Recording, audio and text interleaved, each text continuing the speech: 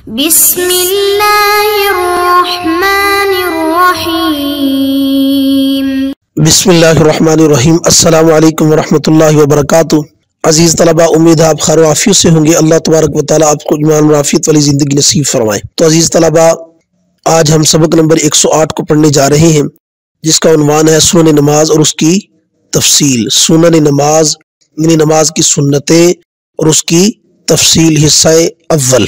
तो अजीज तलबा, इससे पहले कि हम सबक की तफसील की तरफ आए, हम आते हैं सन्नी रहमतुल्लाह अलैह की इबारत की तरफ। इबारत कुछ यूं है: व सुननुहा रफ़उल यदैनी लितहरीमती व नशरु असाबिही व जहरुल इमामी बित्तकबीरी व सनाई व जहरुल इमामी बित्तकबीरी व सनाउ व तावुज़ु व तस्मियतु व तामीनु सिर्रन व वज़उ यमीनिही अला यसारिही तहता सुर्रतिही व तकबीरुर रुकूई व रफ़उ मिन्हु व तस्बीहुहु सलासन। तर्जुमा: और नमाज की सुन्नतों में से है दोनों हाथों का उठाना तकबीर तहरीमा के लिए, और खुला रखना अपनी उंगलियों को, और इमाम का बुलंद आवाज से तकबीर कहना। व सना, और सना यानी सुबहानकल्लाहुम्मा का पढ़ना, और तावुज़ यानी आऊज़ु बिल्लाह का पढ़ना, और तस्मिया यानी बिस्मिल्लाह का पढ़ना, और तामीन यानी आमीन कहना, और आमीन आहिस्ता से कहना। और रखना दायां हाथ बाएं हाथ पर नाफ के नीचे, और तकबीर कहना रुकू में जाते वक्त और उससे उठते वक्त, और रुकू में 3 बार तस्बीह कहना, और रुकू में 3 बार तस्बीह कहना। तो अजीज तलबा, ये था इबारत और तर्जुमा। अब हम आते हैं सबक की तफसील की तरफ। तो आज के सबक के अंदर हम पढ़ेंगे कि रफ़ा दैन पहले कहे तकबीर तहरीमा, यानी दोनों हाथ पहले उठाए या तकबीर तहरीमा पहले कहे, इसकी कुछ तफसील। और तकबीर तहरीमा के वक्त दोनों हाथों का उठाना। नंबर 3, रफ़ा यदैन के वक्त उंगलियों का खुला रखना। नंबर 4, तस्मिया और आमीन का हुक्म और मज़हब शाफ़िई रहिमहुल्लाह ताला। नंबर 5, हाथ बांधते वक्त दायां हाथ बाएं पर रखना। नंबर 6, रुकू जाते हुए तकबीर कहना। नंबर 7, हालत रुकू में सुबहान रब्बिल अज़ीम पढ़ना। नंबर 8, फ़ायदा सुबहान रब्बिल अज़ीम की दुआ का हुक्म। तो अजीज़ तलबा, हम आते हैं अपनी पहली बात की तरफ। तो नंबर 1 है तकबीर तहरीमा के वक्त दोनों हाथों का उठाना। यह सुनन नमाज में से पहली सुन्नत है। सुनन नमाज में से, नमाज की सुन्नतों में से पहली सुन्नत तकबीर तहरीमा के वक्त दोनों हाथों का उठाना। तो इसकी तफसील कुछ यूँ है कि नमाज के वाजिबात से जब मुसन्निफ रहमतुल्लाह अलैह फारिग हुए तो अब नमाज की सुन्नतों को बयान फरमा रही है, जो कि 23 है। पहली, बवक्त तकबीर तहरीमा अपने दोनों हाथों को उठाना। बवक्त तकबीर तहरीमा अपने दोनों हाथों को इस कदर उठाए कि दोनों अंगूठे दोनों कानों की लो के बराबर हो जाएं, कि दोनों अंगूठे दोनों कानों की लो के बराबर हो जाएं। दलील, पैगंबर सल्लल्लाहु अलैहि वसल्लम ने कभी कभार तरक के साथ इस पर हमेशगी फरमाई है। कभी कभार तरक के साथ इस पर हमेशगी फरमाई है, जो इसकी सुन्नत होने की दलील है। तो ये था तकबीर तहरीमा के वक्त दोनों हाथों का उठाना, ये सुन्नतों में से पहली सुन्नत है। नंबर 2, फायदा कि रफ़ा दैन जब तकबीर तहरीमा कहे तो उस वक्त हाथ पहले उठाए, तकबीर बाद में कहे, या पहले तकबीर कहे बाद में हाथ उठाए। कौन सा तरीका बेहतर है और कौन सा तरीका सही है? तो तफसील इसकी यह है कि रफ़ा दैन के वक्त हाथ उठाने के बारे में तो कुतुब फिक़ा में 3 अक़वाल मनक़ूल हैं। अव्वल ये कि पहले तकबीर कहे फिर हाथ उठाए, पहले अल्लाह अकबर कहे और फिर हाथ उठाए। दूसरा ये कि हाथ उठाने के साथ ही तकबीर कहे, यानी हाथ भी साथ साथ उठाता जाए और तकबीर भी कहता जाए। 2, तीसरा कौल ये है कि हाथ उठाने के बाद तकबीर कहे फिर हाथ बांधे, और यही कौल राजे है। यही कौल राजे है कि पहले हाथ उठाए, कानों के बराबर कर ले, उसके बाद फिर क्या कहे? तकबीर कहे। नंबर 3, सुनन नमाज में से दूसरी सुन्नत है ہاتھ اٹھاتے وقت انگلیوں کا کھلا رکھنا، کہ جب کانوں تک ہاتھ اٹھائے تو انگلیوں کو بند نہ کرے بلکہ انگلیوں کو کشادہ رکھے، کھلا رکھے، جس کو مصنف رحمۃ اللہ علیہ نے وَنَشْرُ أَصَابِعِهِ کے الفاظ سے بیان فرمایا ہے۔ جس کی تفصیل یہ ہے کہ سنن نماز میں سے دوسری سنت یہ ہے کہ ہاتھ اٹھاتے وقت، رفع دین کرتے وقت، تکبیر تحریمہ کہتے وقت اپنی انگلیوں کو کھلا رکھے کہ انگلیاں اپنی حالت پر رہیں۔ دلیل پیغمبر علیہ الصلوۃ والسلام سے اسی طرح صحابہ نے نقل کی ہے۔ اور تیسری سنت ہے امام کا تکبیر آواز سے، زور سے کہنا، قدر بلند آواز سے کہنا، کیونکہ نماز میں داخل ہونے کی خبر دینے کے لیے تکبیر کہی جا رہی ہے، لہذا تکبیر قدر بلند آواز سے کہی جائے۔ اور ثنا کا پڑھنا، تعوذ یعنی اعوذ باللہ کا پڑھنا، تسمیہ یعنی بسم اللہ کا پڑھنا، اور آمین آہستہ پڑھنا، یہ سب کے سب سنت ہیں۔ دلیل ان کے بارے میں کثرت سے روایات منقول ہیں۔ تو یہ تھا وَنَشْرُ أَصَابِعِهِ وَجَهْرُ الْإِمَامِ بِالتَّكْبِيرِ وَالثَّنَاءُ وَالتَّعَوُّذُ وَالتَّسْمِيَةُ وَالتَّأْمِينُ سِرًّا۔ یہ تھی تفصیل انگلیاں رفع دین کے وقت انگلیوں کو کھلا رکھنا، تسمیہ پڑھنا، تعوذ پڑھنا، تسمیہ پڑھنا، ثنا پڑھنا، آہستہ آمین کہنا، یہ سب کے سب نماز کی سنتوں میں سے ہیں، یہ سنن نماز میں سے ہیں۔ نمبر 4 ہے تسمیہ اور آمین کا حکم اور مذہب امام شافعی۔ تسمیہ اور آمین کا حکم اور امام شافعی رحمۃ اللہ علیہ کا مذہب۔ تو تفصیل اس کی یہ ہے کہ امام شافعی رحمۃ اللہ علیہ فرماتے ہیں کہ تسمیہ اور آمین زور سے پڑھے، تسمیہ بھی یعنی بسم اللہ الرحمن الرحیم بھی اور آمین بھی زور سے کہیں، کیونکہ نبی صلی اللہ علیہ وسلم سے تسمیہ زور سے پڑھنا مروی ہے۔ احناف اس کا جواب یہ دیتے ہیں کہ نبی صلی اللہ علیہ وسلم کا جہر بھی تسمیہ وہ تعلیماً تھا، ہمیشگی اور مواظبت کے طریقے پر نہیں تھا، بلکہ آپ صلی اللہ علیہ وسلم نے تسمیہ کا جو جہر کیا تو یہ جہر کیا تھا؟ تعلیماً تھا، کہ صحابہ کو پتہ لگ جائے اس مقام پر بسم اللہ الرحمن الرحیم کو پڑھنا ہے۔ تو یہ تسمیہ کیا تھا؟ تعلیماً تھا، تاکہ یہ معلوم ہو جائے کہ تسمیہ کا محل تعوذ اور قرات کے درمیان ہے۔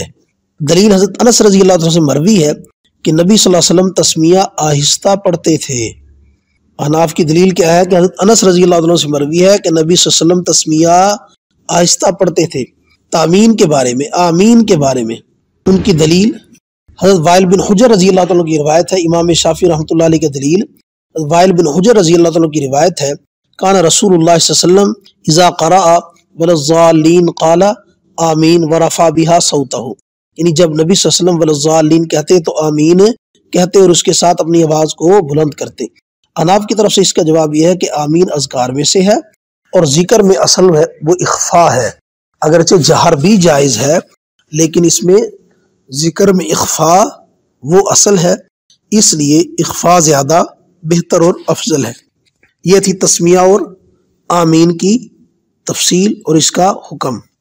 نمبر 5 ہاتھ باندھتے وقت دایاں ہاتھ بائیں پر رکھنا، یہ بھی مسنون ہے، جس کو مصنف رحمۃ اللہ علیہ نے وضع یمینہ علی یسارہ تحت سرتہ کے الفاظ سے بیان فرمایا ہے۔ اس کی تفصیل یہ ہے کہ نماز کی سنتوں میں سے سنن نماز میں سے ایک سنت یہ ہے کہ حالت قیام میں ناف کے نیچے دایاں ہاتھ بائیں پر رکھے، جبکہ امام مالک رحمۃ اللہ علیہ کے نزدیک ہاتھوں کو چھوڑنا مسنون ہے اور امام شافعی رحمۃ اللہ علیہ کے نزدیک سینے پر رکھنا مسنون ہے۔ حضرت امام شافعی رحمۃ اللہ علیہ کی دلیل کہ نبی صلی اللہ علیہ وسلم ہاتھ سینے پر رکھتے تھے۔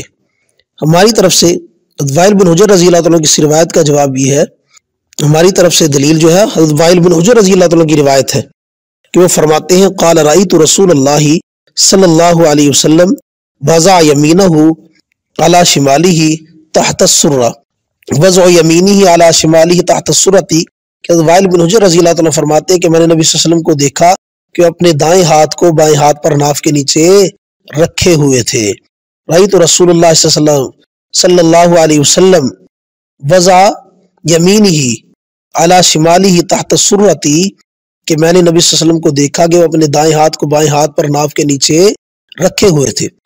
इससे यह भी मालूम हुआ कि नाव के नीचे हाथ रखना अक़रब इला ताज़ीम है और मकसूद भी ताज़ीम ही है, क्योंकि ये मौका इबादत है, मौका आजिज़ी है, मौका बंदगी है। तो बंदगी के मौका में जितनी ज़्यादा आजिज़ी हो उतना ज़्यादा बेहतर और अफजल है। लिहाजा नाव के नीचे हाथ बांधना ये मकसूद है, यही अफजल तरीका है। ये था हाथ बांधना, हाथ बांधते वक्त दाएं हाथ को बाएं पर रखना। नंबर 6, रुकू जाते हुए तकबीर का कहना, यह भी सुनन नमाज में से एक सुन्नत है। रुकू जाते हुए तकबीर का कहना यह भी सुन्नतों में से एक सुन्नत है, जिसको मुसन्निफ रहमतुल्लाह अलैह ने व तकबीर और रुकूई के अल्फाज से बयान फरमाया है। व तकबीर और रुकूई व रफ़उ मिन्हु, तो तफसील इसकी यह है कि नमाज की सुन्नतों में से एक सुन्नत रुकू के लिए जाते हुए तकबीर का कहना है। दलील हज़रत अब्दुल्लाह बिन मसूद रज़ियल्लाहु अन्हु की रिवायत है, अन्ना नबी सल्लल्लाहु अलैहि वसल्लम काना युकब्बिरु इंदा कुल्ली रफ़इन व खफ़्ज़िन व क़ियामिन व रुकूइन, नबी सल्लल्लाहु अलैहि वसल्लम झुकते या उठते, खड़े होते या बैठते तो तकबीर कहते, अल्लाहु अकबर कहते, और रुकू से उठना मसनून है। मगर सही कौल यह है कि रुकू से सीधा खड़ा होना वाजिब है, रुकू से सीधा खड़ा होना वाजिब है। तो ये थी रुकू की तकबीर का मसनून होना और रुकू जाते हुए और रुकू से उठते हुए तकबीर का कहना। नंबर 7, अलबत्ता यहाँ एक सवाल है जिसका समझना इंतहाई ज़रूरी है। वो सवाल ये है कि मुसन्निफ रहमतुल्लाह अलैह ने फरमाया वर्रफ़उ मिन्हु, कि रुकू की तकबीर का कहना रुकू जाते हुए और उससे उठते हुए, इससे तो ये मालूम होता है कि रुकू जाते हुए भी अल्लाह अकबर कहा जाएगा, रुकू से उठते हुए भी। असल बात यह है कि असल में इसका जो अतफ है वर्रफ़उ का जो अतफ है वर्रफ़उ मिन्हु, इसका जो अतफ है वो अतफ तकबीर पर है, रुकू पर, और रुकू के लफ्ज़ पर इसका अतफ नहीं है बल्कि इसका अतफ है तकबीर पर। तो इस सूरत में इसके माना ये होंगे कि रुकू से उठते वक्त तकबीर कहना मसनून है, हालांकि रुकू से उठते वक्त तकबीर नहीं बल्कि तस्मीअ सुन्नत है। तो रुकू से उठते हुए क्या सुन्नत है जी? तस्मीअ, यानी समी अल्लाहु लिमन हमीदा कहना सुन्नत है, ना कि तकबीर कहना सुन्नत है। तो इसलिए मालूम हुआ कि इसका अतफ जो है वो अतफ और रुकू पर नहीं है बल्कि अतफ क्या है? अत-तकबीर पर है, अतफ अत-तकबीर पर है। नंबर 8 है व तस्बीहुहु सलातन सलासन, यानी जिस वक्त रुकू में जाएं, रुकू में जाकर 3 मरतबा सुबहान रब्बियल अज़ीम का पढ़ना, ये भी सुनने नमाज में से है, नमाज की सुन्नतों में से एक सुन्नत है। तो तफसील इसकी ये है कि नमाज की सुन्नतों में से है हालत रुकू में 3 मरतबा सुबहान रब्बियल अज़ीम पढ़ना, 3 मरतबा सुबहान रब्बियल अज़ीम का पढ़ना, और 3 मरतबा पढ़ना कामिल सुन्नत का अदना दर्जा है, कामिल सुन्नत का अदना दर्जा है। दलील नबी अलैहिस्सलातु वस्सलाम का फरमान है, इज़ा रका अहदुकुम फलयकुल सलास मर्रातिन सुबहान रब्बियल अज़ीम व ज़ालिका अदनाहु, यानी जब तुम में से कोई रुकू करे तो अपने रुकू में 3 मरतबा सुबहान रब्बियल अज़ीम कहे, और ये इसका अदना मर्तबा है। साहिब मुनय्या फरमाते हैं कि 7 मरतबा तस्बीह पढ़ना कामिल सुन्नत है, 7 मरतबा तस्बीह का पढ़ना कामिल सुन्नत है, और 5 मरतबा औसत है, और 3 मरतबा अदना दर्जा है, और 3 मरतबा अदना दर्जा है। नंबर 8, सुबहान रब्बियल अज़ीम से मुतल्लक एक तंबीह। फुक़हा ने लिखा है कि अगर कोई शख्स सुबहान रब्बियल अज़ीम की ज़ा सही ना पढ़ सकता हो तो वो अज़ीम की बजाय करीम पढ़े, ताकि उसकी जुबान से अज़ीम अदा ना हो। अज़ीम यानी ज़ा के साथ, अगर अज़ीम ज़ा के साथ अदा ना कर सकता हो तो उसकी जगह सुबहान रब्बियल करीम पढ़े, ज़ा के साथ अज़ीम ना पढ़े, इससे नमाज फासिद हो जाएगी, इससे नमाज फासिद हो जाएगी। तो अजीज़ तलबा, ये था हमारा आज का सबक, जिसके अंदर हमने नमाज की सुन्नतों में से तकबीर तहरीमा के वक्त दोनों हाथों का उठाना, नंबर 2 रफ़ा यदैन पहले करे या तकबीर तहरीमा पहले कहे, कौन सा तरीका अफजल और बेहतर है, नंबर 3 हाथ उठाते वक्त उंगलियों का खुला रखना, नंबर 4 तस्मीह और आमीन का हुक्म और इमाम शाफी रहमतुल्लाह अलैह का मज़हब, نمبر 5 ہاتھ باندھتے وقت دایاں ہاتھ بائیں پر رکھنا۔ نمبر 6 رکوع جاتے ہوئے تکبیر کا کہنا۔ نمبر 7 حالت رکوع میں سبحان ربی العظیم کا پڑھنا۔ نمبر 8 سبحان ربی العظیم کی دعا کا حکم۔ یہ تھی ہمارے آج کی سبق کی تفصیل۔ تو عزیز طلبہ، اللہ تبارک و تعالیٰ تفقہ فی الدین نصیب فرمائے، دین کو سمجھ کر اس کی اشاعت کرنے کی، اس پر عمل کرنے کی توفیق نصیب فرمائے۔ وآخر دعوانا الحمدللہ رب العالمین۔